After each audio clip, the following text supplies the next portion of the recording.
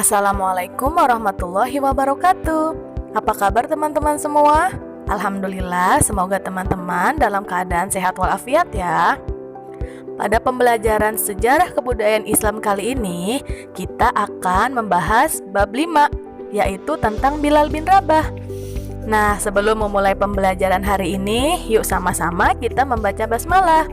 Bismillahirrahmanirrahim. Nah, teman-teman, adakah yang sudah mengenal siapa itu Bilal bin Rabah? Ya, betul. Bilal bin Rabah adalah seorang budak yang dimerdekakan atau dibebaskan oleh Abu Bakar As-Siddiq. Nah, Bilal juga seorang muazin yang pertama yang mempunyai suara yang sangat merdu. Untuk lebih lengkapnya lagi, mari kita saksikan kisah dari Bilal bin Rabah. Selamat menyaksikan, teman-teman.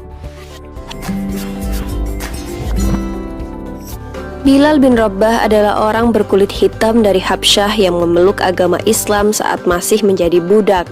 Bilal termasuk orang yang mengalami kejamnya perbudakan. Ia memiliki postur tubuh yang kurus dengan rambut yang tebal.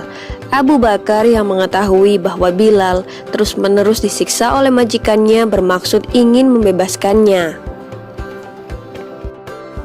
Suatu hari Abu Bakar menemui Bilal di bawah terik sinar matahari karena sedang mendapatkan hukuman dari majikannya yang bernama Umayyah. Bilal diikat dan dijemur menghadap matahari di tengah padang pasir yang sangat panas. Bahkan dadanya pun ditindih dengan batu yang cukup besar sehingga nafasnya menjadi sesak.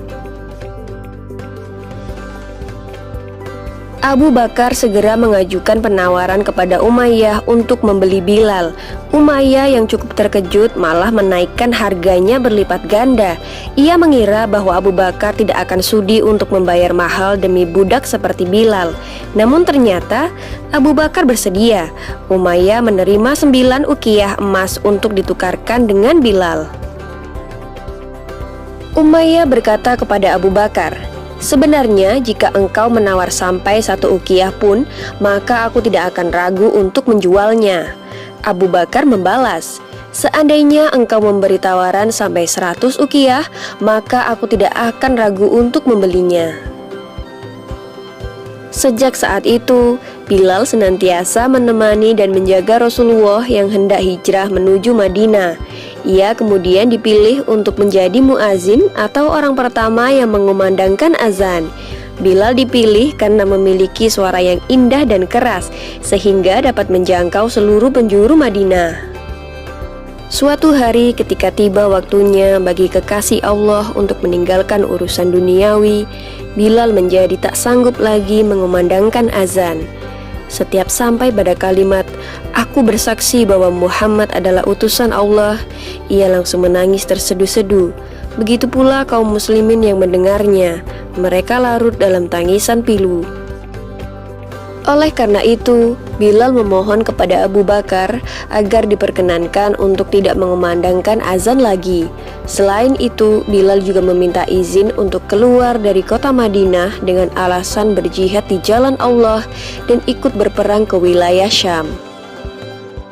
Setelah sekian lama Bilal tak kembali untuk mengunjungi Madinah, pada suatu malam Rasulullah hadir dalam mimpinya.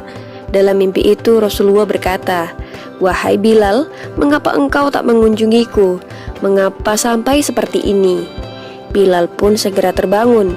Tanpa berpikir panjang, ia segera mempersiapkan perjalanan kembali ke Madinah. Setibanya di Raudah, Bilal menangis dan melepas rasa rindunya. Di tengah tangisnya itu, nampak 2 cucu Rasulullah yaitu Hasan dan Husain datang mendekatinya. Dengan mata berlinang, Bilal yang kian beranjak tua segera memeluk kedua anak lelaki tersebut. Husain berkata kepada Bilal, "Paman, maukah engkau sekali saja mengumandangkan azan untuk kami? Kami ingin mengenang kakek." Pada saat yang bersamaan, Umar bin Khattab juga sedang melihat pemandangan yang mengharukan itu. Ia pun turut memohon kepada Bilal agar ia mau mengumandangkan azan lagi. Setelah berpikir sejenak, akhirnya Bilal memenuhi permintaan mereka. Saat waktu sholat tiba, Bilal naik ke tempat di mana ia dahulu biasa mengumandangkan azan. Saat lafal Allahu Akbar dikumandangkan olehnya, mendadak seluruh Madinah senyap. Semua orang terkejut mendengar suara yang telah bertahun-tahun hilang, kini telah kembali. Suara yang mengingatkan pada sosok nan agung yang begitu dirindukan itu. Ketika Bilal sampai pada lafal Asyhadu alla ilaha illallah, seluruh warga Madinah berlarian ke arah suara itu. Sewaktu Bilal hendak mengumandangkan Asyhadu anna, Madinah tiba-tiba pecah oleh tangisan yang sangat memilukan. Bilal pun tak sanggup lagi untuk melanjutkan azannya. Mereka semua menangis, teringat masa-masa indah dan kejayaan bersama Rasulullah. Di antara mereka, Umar bin Khattablah yang paling keras tangisannya. Di atas Menara Nabawi, Bilal mulai beranjak turun dan wajahnya dipenuhi oleh air mata yang berderai. Itulah azan pertama dan terakhir bagi Bilal setelah Rasulullah wafat. Bilal wafat pada tahun 20 Hijriah di Damaskus saat ia berusia sekitar 60 tahun. Demikian kisah Bilal bin Rabah dan azan terakhir di Madinah.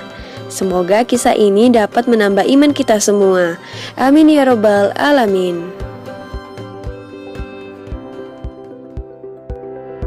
Nah teman-teman, setelah kita menyaksikan video dari Bilal bin Rabah tadi, kita bisa mencontoh beberapa sifat terpuji yang ada pada pribadi Bilal bin Rabah.